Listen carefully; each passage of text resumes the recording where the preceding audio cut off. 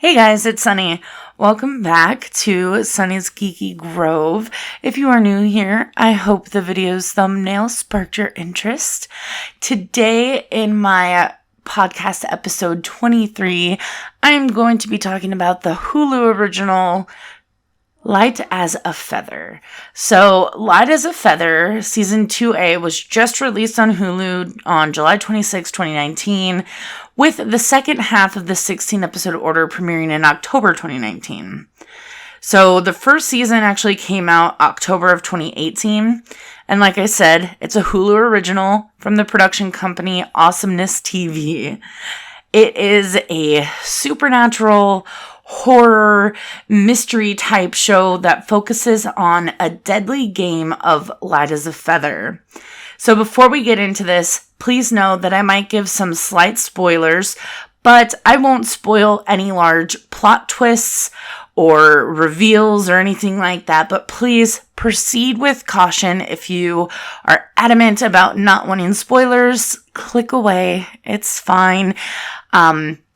I give the spoiler warning, even though everything that I'm going to be talking about specifically happens in the pilot or in the very next episode. But I do want to make sure that, you're forewarned and that you go in with as much knowledge as you can. Let's try and, get this video to 10,000 likes. No, like this video if you dig it, subscribe if you're new here or have been waffling on that, and let's just jump in.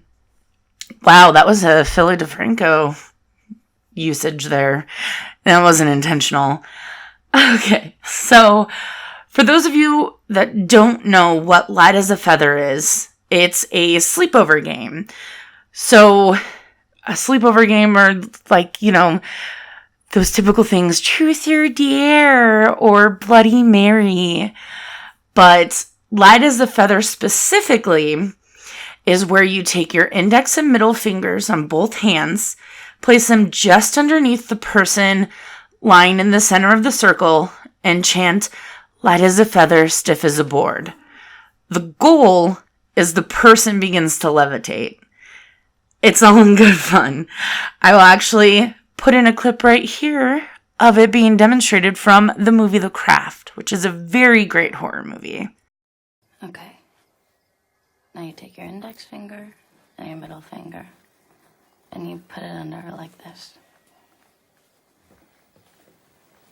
Now you have to imagine that she's incredibly light, like she's made out of air. Light as a feather, stiff as a board. Light as a feather, stiff as a board. Light as a feather, stiff as a board. Light as a feather, stiff as a board. Light as a feather, stiff as a board. Light as a feather, stiff as a board. Light as a feather, stiff as a board. Light as a feather, stiff as a board. Light as a feather, stiff as a board. Light as a feather, stiff as a board. The full clip of The Craft is in the description box down below. Thank you, Fandango Clips, for that. So in our Hulu show, however, that was Ward. Ward says hi. He says he loves this show too. I know, right? So in the Hulu show, however, Violet, who is our new girl, says she knows a different way to play. We do have a core group of friends, of 4 friends, who a few of them are a bit hesitant, but eventually they all agree and they all play the game. So what are Violet's new rules? Well, you gotta sit in a circle, obviously. And one is lying down and going to be lifted. One is the leader of the game. The leader begins to tell a story of how the one being lifted is going to die with exact details. While this is happening, they are chanting Light as a Feather. And as the story of how their death is going to play out is winding down, they begin chanting, "She's dying, she's dying." And as the story is finished, they say, "She's dead." As the lifted rises in the air, then she drops back down. I will actually be inserting a little clip. It has no audio, only because, that's fine. But I will insert a clip of what that looks like. So our core group actually consists of the rich popular girl Olivia, nicknamed Livy, Candace, Alex, and McKenna, who goes by Mac, along with the pity-invited new girl Violet. We get a little bit of backstory on how close the girls are together, their lives, and how they're perceived at school. So McKenna is actually our main character, and she has a haunting secret pain she's dealing with. It's exposed towards the end of the pilot what exactly that is and how it's affected her and her friends over the past 2 years. And we learn a bit more about that as the show goes on. Even in season 2, we got more backstory, which was really great. We also learn about the relationship between Candace and Livy and the potential strain between them. During the pilot, we get to hear the story about how Livy is going to die, and we see flashes of it as well. You're actually seeing that on the screen right here. So, once again, Violet was chosen as the leader to tell the story of their deaths, and right now she's doing Livy's reading, so we're learning how she's going to die. So this show actually falls under supernatural horror genre. This is where we kind of step a bit into spoiler territory. So once again, it's a little bit more heavy on the spoilers. Again, no major plot reveals or twists or anything like that. But click away if you didn't like what you've heard so far about the spoilery type things that I gave away already. So, let's jump in. We know Livy's death, how it should happen, and we're waiting to see if it's actually going to pan out. Well, it does. Exactly the way Violet described. And so, rightfully so, the other girls begin to get scared. They seem to think that it was just a coincidence and that, it just happened. And Violet couldn't have known until McKenna gets confirmation that Livy died the way Violet said, right down to the song playing on the radio. So obviously this prompts our core group to grow nervous, frightened, and worried for their lives. This is where the real major supernatural aspect is shown and comes into play. So the entirety of the show revolves around the game and the deaths they will all face. Each person knows how they will die.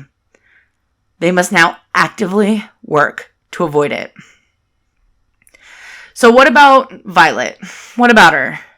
So this is the main mystery of the show. And it's another thing that's handled very well. We slowly learn more about Violet's past, about why she's come back to town, how she learned about the game, how she played the game, who did she play with, what happened to them, did they all die, did they all survive? We learn more about that. How did she hear about this game and what's going on? How can we stop it? It also delves into the origins of the games, the basic rules, like I said, how to survive it if at all possible. And the characters, while they have flaws, they do things that are natural, very realistic, and they prove that they just aren't the stereotypical horror characters. They do the sleuthing, they try and figure out what's going on, but they also, are trying to solve this mystery of Violet and who is she and how did she learn about the game, but also trying to figure out how to survive. So it's balanced very well, this whole mystery, supernatural horror aspect. They blend very well, and the characters aren't just flat one-dimensional. They actually have some girth to them. Now, there are a few shortcomings with the show. One thing that in 2018, we should be past this, but one thing that was not, there was a forced love triangle, and it seemed to be resolved a bit quickly. Now, that I was grateful for, but it felt as if they had written two great characters that would be a perfect significant other, and then changed their mind midway through and were like, oh, didn't mean to. They should be with this person. It isn't a major focus, thankfully, but the presence of it is rather odd. It feels kind of shoehorned in, and just like, they're like, oh man, we messed up. We really want this person to be with this person over here, and yeah, yikes, we gotta fix that. So that was also kind of unfortunate. They also introduced plot points that even as of July 26th with Season 2A have yet to be resolved. These plot points that were introduced very early on in Season 1, it doesn't tend to detract from the overall plot of the show, but it seems similar to the love triangle, like they just change their minds midway through. I don't mind if the writing team decides to shift and change focus, or, kind of slowly rewrite canon as they're going, but they need to at least resolve those plot points in a way, even if it's not very satisfactory. They need to do something, because you can't just have that brought up in like Season 1, Episode 3, and we're halfway through Season 2, and it's still lingering in the air. Like, come on, you gotta fix that. Like I said, first part of Season 2 was split up into two parts. Season 1 was 10 episodes, 2 is 16. There was actually a major cliffhanger teased within the first few minutes of the Season 2 premiere. It definitely keeps us wanting more. Like I said, okay, so as I was watching it, we were getting up to the end, and I'm sitting there, I'm like, there's no way they can resolve this. I hope this gets renewed for a third season, because, oh my gosh, this isn't going to end at all. This is going to be the major cliffhanger. This is where we started Season 2 at. Wait, no, oh my God! Startled Lilith, my cat. And then very, very quickly, the screen showed Light as a Feather Season 2 will return October 2019. So I was very happy with that. A quick Google search at the end, as to avoid spoilers, did reveal that it was a 16 episode order for the season, and it was split up into an A and B.